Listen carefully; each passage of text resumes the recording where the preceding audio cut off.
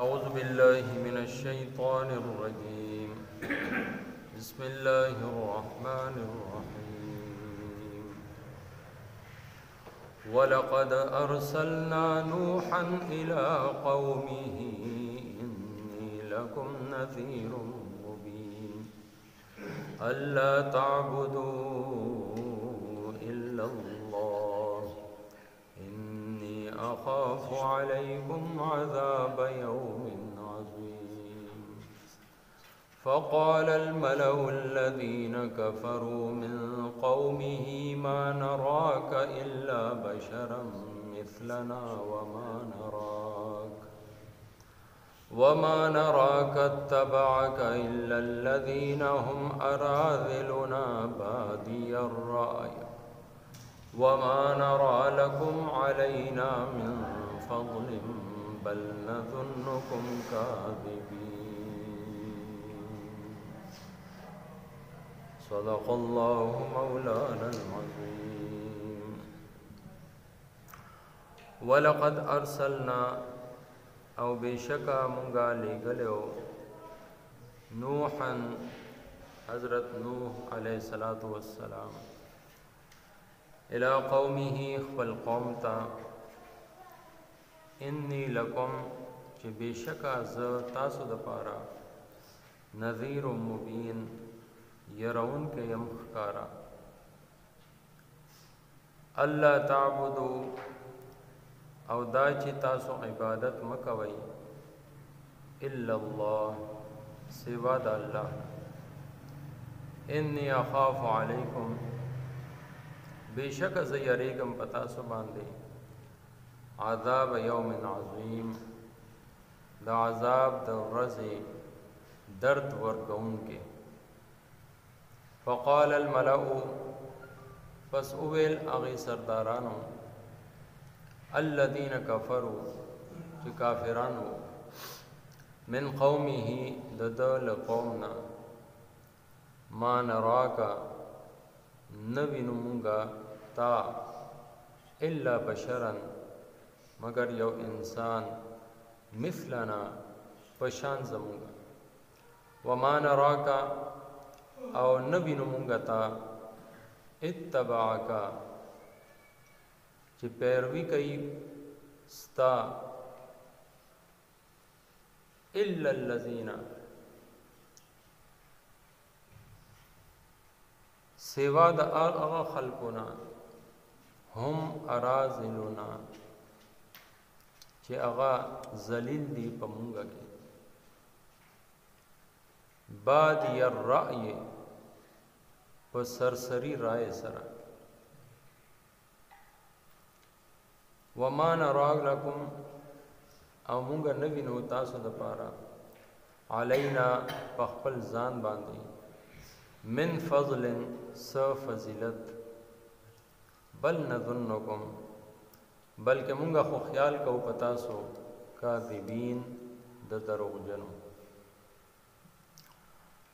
سورہ ہود 15 نمبر آیت پورې نننی درس کی شامل دی. د الله رب العزت د توحید دلائل او تذکرہ اغین بعد اس دنیا کی عملی طور باندې داغی مثالونه او واقعات بیانېږي چې د الله د توحید درس او دعوت هر پیغمبر ورکړي. دا بنیادی عقیده ده، بالکل بنیادی سبق دی. آدم علیہ السلام نو واخلې تر اخیری پیغمبر پورې هر یو کس خپل قوم د الله د یووالي عقیده طرف ته بلل.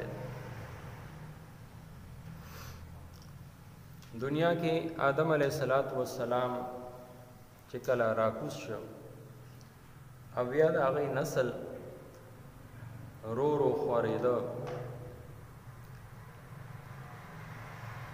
نو داسې یو وخت رالی چې دې کې داسې خلق پیدا شو چې الله د لارې نه، پیغمبر د لارې نه، د آدم علیه السلام د لارې نه لرې شو. او بیا داسې یو قوم رالی چې هغوی د خپلو مشرانو تصویران او د هغوی مجسمې او بوتان جوړ کړي وو. لومبی خو صرف د محبت دپاره چې د دې یاد زمونږ زړونو کې دی ته مونږ ګورو او مونږ عمل طرف ته راغبه کیږو. بیا بل نسل راغلی دی نو هغوی ته نه غوښتل هم شروع کړ، او بل نسل راغلی نو د الله شریکان یې جوړ کړ او دا یې وی چې دا د الله نیازبین دي، مونږ دی نه غواړو او دی زمونږ خبره الله ته رسوي. حالانکه داسې هیڅ خبره نشته. الله رب العزت وایي چې ما نه غواړئ نو فإني قریب، زه خو تاسو ته ډېر نږدې یم، بلکې تر دې پورې چې ونحن اقرب الیه من حبل الورید. ستا چې کوم رګې جان دی، ستا د سا چې کوم رګ دی، د دې نه هم مونږ زیات نږدې یو تاسو ته. نو ځکه د الله نه بغیر څه واسطې غوښتل پکار. همدغه توحید دی چې الله رب العزت خپله یو دی، نه پیدا شوی دی، نه د هغه نه څوک پیدا شوي دي، نه یې بیبي شته، نه یې اولاد شته، نه یې والدین شته، تن تنها همیشه نه و او همیشه به وي. دغه شان د هغه صفات چې کوم دي، داسې صفات د چا نشته، هغې کې د هغه څوک شریک نشته. او دغه شان چې عبادت دی، دا هم د هغه حق دی. چې کوم ذات خالق دی، چې کوم ذات مالک دی، کوم ذات رزق ورکوونکی دی، چې کوم ذات د انسان نفع نقصان مالک دی، د ژوند او د مرګ مالک دی، واحد هغه ذات دی چې هغه د عبادت لایق دی. نو د هغه دا حق بل له ورکول دا شرک دی او د توحید خلاف دی. نو دا چې کوم لومبی قوم دنیا کې باقاعده شرک آغاز یې کړی و، هغه د نوح علیه السلام قوم و. حضرت نوح علیه السلام دی طرف ته پیغمبر جوړ کړی شه، راولېږلی شه. دا لومبی کیسه الله تعالی په دې رکوع کې بیانوي. یا دې نه بعد د نورو پیغمبرانو کیسې راځي. نوح علیه السلام چې خپل قوم له راغلی دغه خبره یې وکړه، انی لکم نذیر مبین، زه تاسو ستاسو د دې بد عمل د بد انجام نه یرولو دپاره رالیږلی شوی او هغه څه لا تعبدوا الا الله، الله نه علاوه د بل چا عبادت مه کوئ. دا کم کار چې تاسو شروع کړی دی د دې پنځو بوتانو، هغوی نومونه قرآن کریم بیان کړي دي: ود، سوا، یغوث، یعوق او نصر. دا پنځه بزرګان تیر شوي، دی د هغوی بوتان جوړ کړي او د هغوی عبادت یې کو. نو نوح علیه السلام دی ته ووایي چې د دی عبادت مه کوئ، دی نه مه غواړئ، د الله نه غواړئ. انی اخاف علیکم عذاب یوم علیم. ولې چې د دې په جرم کې او سزا کې تاسو به د جهنم بالڼ جوړ کړی شئ، او زه د هغې دردناک ورځې د عذاب نه یریږم چې هغه به تاسو ته راورسي. نو عقیده توحید دا بنیادی عقیده ده چې حضرت نوح علیه السلام خپل قوم له د دې دعوت ورکړه. دا شان نن سبا که مونږ ګورو، یو کس د الله نه علاوه د بل چا نه غواړي، د بل چا نه مدد غواړي، د بل چا نه اولاد غواړي، د بل چا نه خپل مشکلاتو حل غواړي. بعضې قبرونو نه غواړي. نو دا هم هغه خبره ده. یو هندو خبره وي، مونږ د اولاړ بت پوجا کوو او تاسو د پروت د قبر تاسو جانو عبادت کوئ. نو د الله نیک بندگان د دې دپاره نه دي چې د هغوی عبادت وکړی شي. هغوی نیک بندگانو ټول عمر هم د دغې څیز دعوت ورکړی و چې د یو الله نه وغواړي. ټولو کې نیک بندگان خو د الله پیغمبران دي او هر یو پیغمبر دعا قرآن کریم کې راغلی ده چې د کومو تذکره ده آدم علیه السلام د الله نه غواړي، نوح علیه السلام د الله نه غواړي، اولاد مسله ده نو ابراهیم علیه السلام د الله نه غواړي، زکریا علیه السلام اولاد د الله نه غواړي. څوک قبر والا، څوک پیر، څوک عالم، څوک ولی، هغه چې نو چاره اولاد نشي ورکولی، رزق نشي ورکولی، رزق کې کوشش او فراخي نشي راوستی، بلکې دا ټول د الله رب العزت کارونه دي. دا د هغه په مخلوق کې تقسیمول دغه شرک. دا چې کوم قوم و د دې هغه کوم سردارانو اسې سرداري چودري ملکی نه ځان ته سوي نو هغه وی فقال الملأ الذين كفروا من قومه هغه سلور خبره نوح علیہ السلام ته طنز په تور باندې یو دا چې ما نراک الا بشرا مثلنا، مونږ او تا کې وایي څه فرق دی، مونږ هم انسانان یو، ته هم یو انسان. نو ظاهره ده د انسان د هدایت لپاره به انسان راځي، هغه وینا چې یو فرښته وي. نو که چېرې فرښته وي نو بیا قرآن پاک وایي بیا به دی دا اعتراض کو چې مونږ خو د تابعداري نشو کولی، فرښته خو که ټوله شپه په یو خوا باندې ولاړې نو هغه ته خو تکلیف نشته. داسې فرښتې الله تعالی پیدا کړي دي چې کله نه پیدا شوي دي تر قیامته پورې به په سجده کي. داسې یو ډله ده د فرښتو چې تر قیامته پورې به رکوع کي.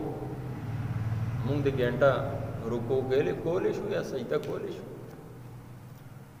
داسې فرښتې چې تر همیشه پورې قیامته پورې به ولاړي قیام په حالت کې. نو بیا به دا وایي چې مونږ خو د دې تابعداري نشو کولی. او اوس څه وایي چې ما نراک الا بشرا مثلنا، ته خو یو انسان نو د انسان مونږ ولې تابعداري وکړو. دویم نمبر باندې ستا چې کوم شاګردان دي یا ستا چې کوم منونکي دي هم اراذلنا، هغه هم معمولی خلک دي، هغه هم معاشره کې څه لوی مقام او مرتبه نه لري، بس عام لغونده کې مال والا چې بس غریب خلک دي چې هغه خپله جامه پیزار هم په خپله نشي کولی. او بادی الرأی معمولی عقل خاوندان دي، څه ډېر زیات سوچ وچار والا او اهل فکر او اهل نظر نه دي. دا هم یاد ساتئ چې کوم پیغمبر راغلی دی هغه باندې ټولو کې ړومبی غریبانانو ایمان راوړ. او نبی علیه السلام دا هم فرمایلی دی چې زما د امت غریبانان به د مالدارانو نه نیمه ورځ جنت کې ړومبی داخل او د قیامت نیمه ورځ 1500 کال. دای چې کله حضرت عبدالرحمن بن عوف رضی الله تعالی عنہ ته ووی چې ته به نیمه ورځ د نورو اصحابونه رستو جنت کې داخلي، دا کروڑپتی صحابه وو حضرت عبدالرحمن.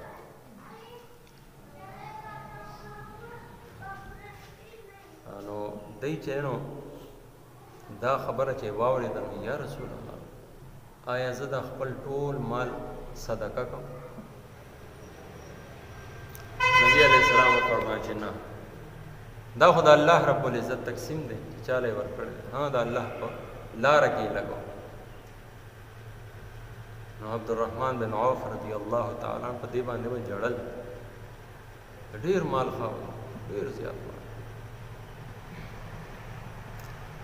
نو دی وی چې دا خو ذلیل خلق ته، کمزوري خلق ته، په معاشره کې ډیر ښکته او لاندې خلق ته، او عقلی لحاظ سره هم څه دومره اوچت عقل نه لري چې ډېر سوچ بچار نه بس به دی ایمان راوړي دی بس ستا خبرې واورېدې او زړه یې نرم شو ایمان راوړ. درېیمه خبره هغوی دا وکړه وما نرا لکم علینا من فضل. مونږ خو ځان دپاره چې مونږ وګورو د مشرۍ دپاره تا ولې مقرر کړو، مونږ ولې تا امام جوړ کړو، مونږ تا ولې پیشوا جوړ کړو.